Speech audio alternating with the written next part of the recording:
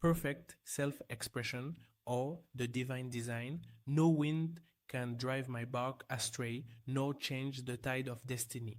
There is for each man perfect self-expression. There is a place which he is to fill, and no one else can fill, something which he is to do, which no one else can do. It is his destiny. This achievement is held a perfect idea in divine mind, awaiting man recognition. As the imaging faculty is the creative faculty, it is necessary for man to see the idea before it can manifest. So man's highest demand is for the divine design of his life.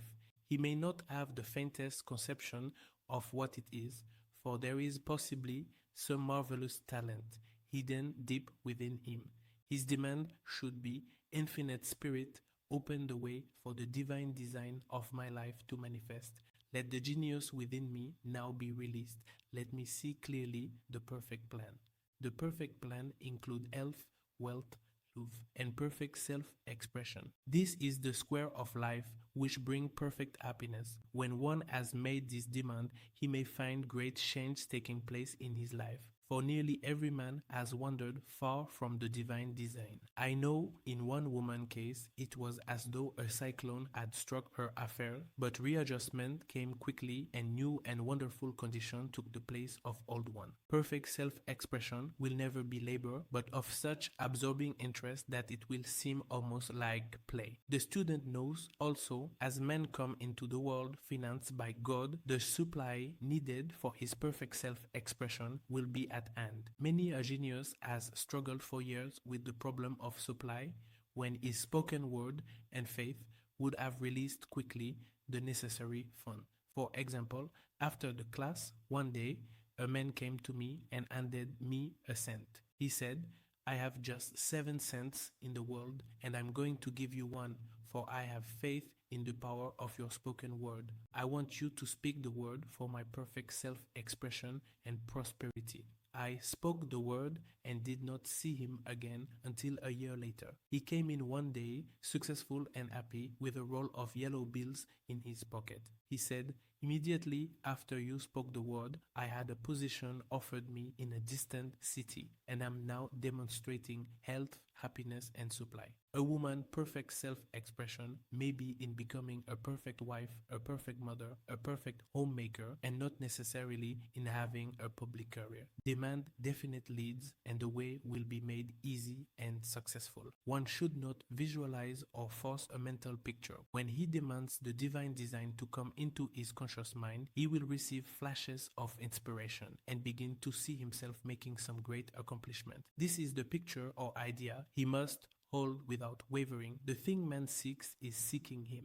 The telephone was seeking Bell. Parents should never force careers and profession upon their children. With the knowledge of spiritual truth, the divine plan could be spoken for early in childhood or prenatally. A prenatal treatment should be, let the God in this child have perfect expression. Let the divine design of his mind, body, and affairs be made manifest throughout his life, throughout eternity. God's will be done, not man's. God's pattern, not man's pattern, is the command we find running through all the scripture, and the Bible is a book dealing with the science of the mind. It is a book telling man how to release his soul or subconscious mind from bondage. The battles described are pictures of man waging war against mortal thoughts. A man's foes shall be they of his own household. Every man is Jehoshaphat, and every man is David, who slays Goliath, mortal thinking, with the little white stone, faith. So man must be careful that he is not the wicked and slothful servant who buried his talent. There is a terrible penalty to be paid for not using one's ability.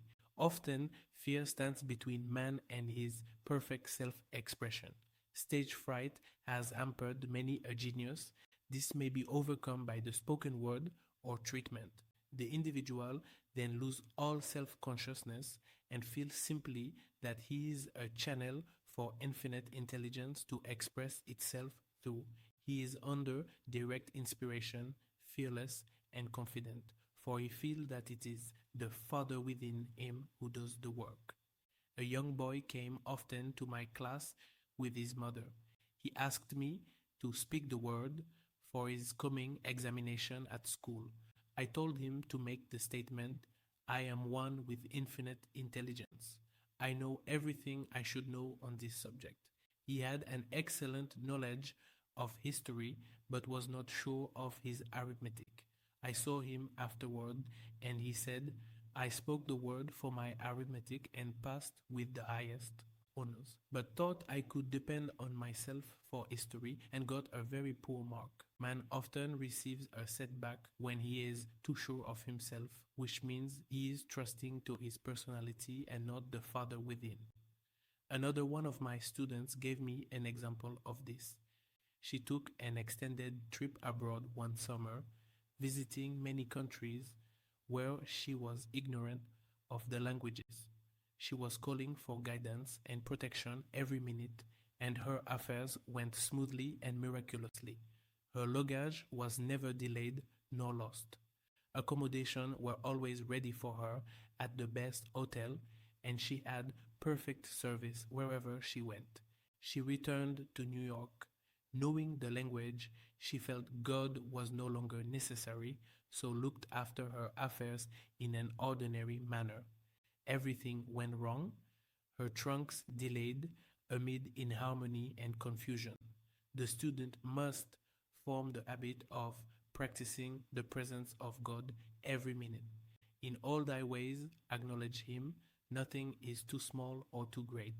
Sometimes an insignificant incident may be the turning point in a man's life. Robert Fulton, watching some boiling water simmering in a tea kettle, saw a steamboat. I have seen a student often keep back his demonstration through resistance or pointing the way. He pins his faith to one channel only and dictates just the way he desires the manifestation to come, which bring things to a standstill.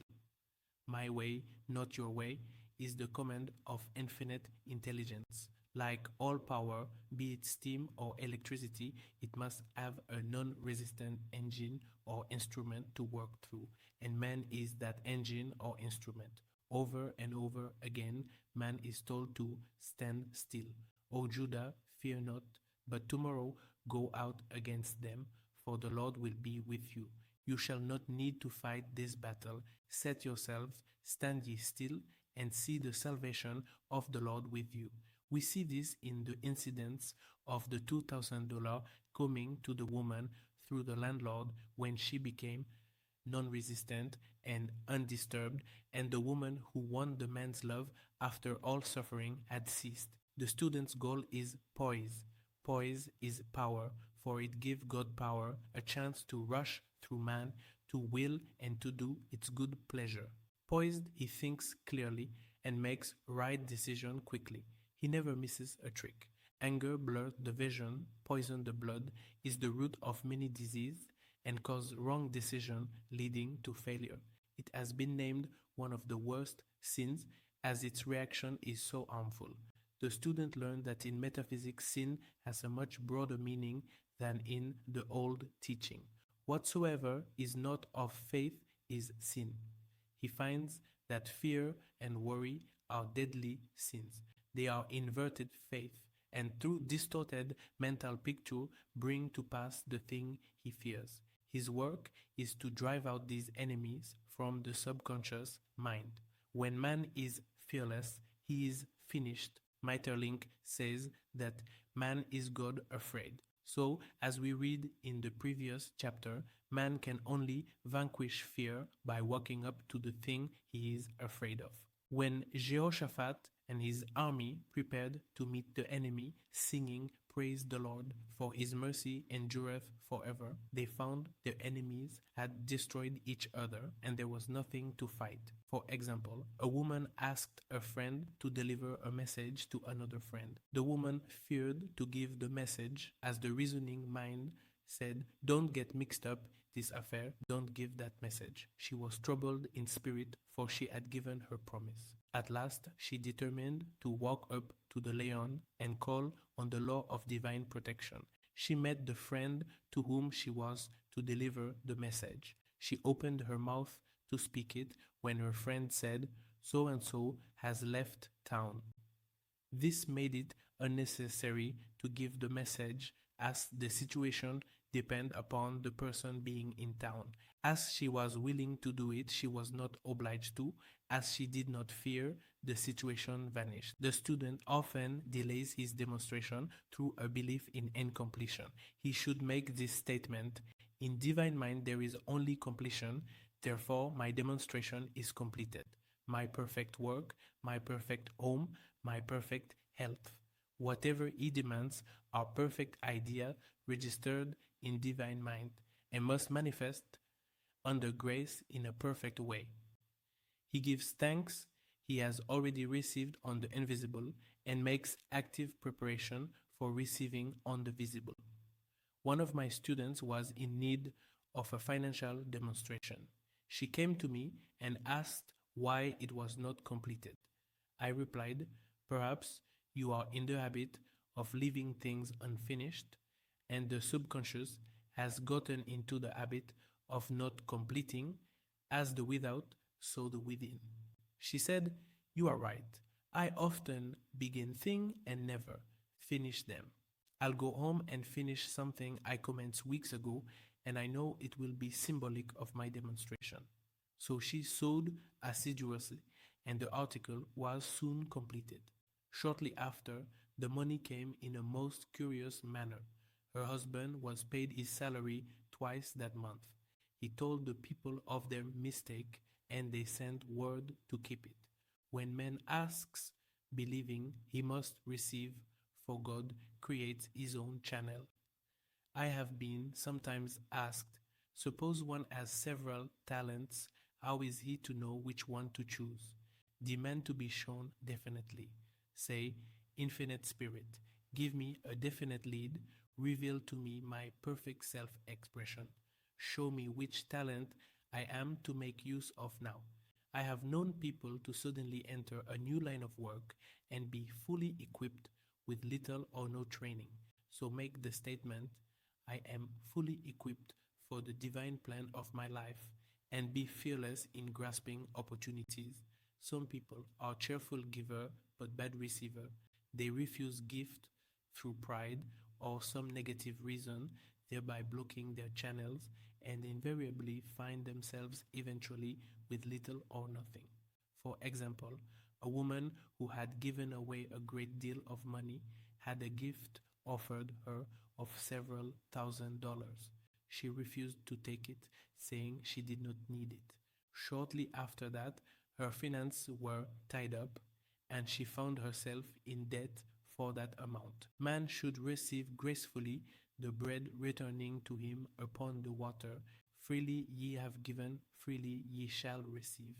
There is always the perfect balance of giving and receiving, and though man should give without thinking of return, he violates law if he does not accept the return which come to him. For all gifts are from God, man being merely the channel. A thought of lack should never be held over the giver. For example, when the man gave me the 1 cent, I did not say, "Poor man, he cannot afford to give me that." I saw him rich and prosperous, with his supply pouring in. It was this thought which brought it. If one has been a bad receiver, he must become a good one and take even a postage stamp if it is given him, and open up his channel for receiving. The Lord loveth a cheerful receiver as well as a cheerful giver. I have often been asked why one man is born rich and healthy and another poor and sick. Where there is an effect, there is always a cause. There is no such thing as chance. This question is answered through the law of reincarnation. Man goes through many births and deaths until he knows the truth which sets him free. He is drawn back to the earth plane through unsatisfied desire to pay his karmic debts or to fulfill his destiny. The man born rich and healthy has had picture in his subconscious mind in his past life of health and rich, and the poor and sick man of disease and poverty. Man manifests on any plane the sum total of his subconscious beliefs. However, birth and death are man-made laws, for the wages of sin is death. The Adamic fall in consciousness through the belief in two power.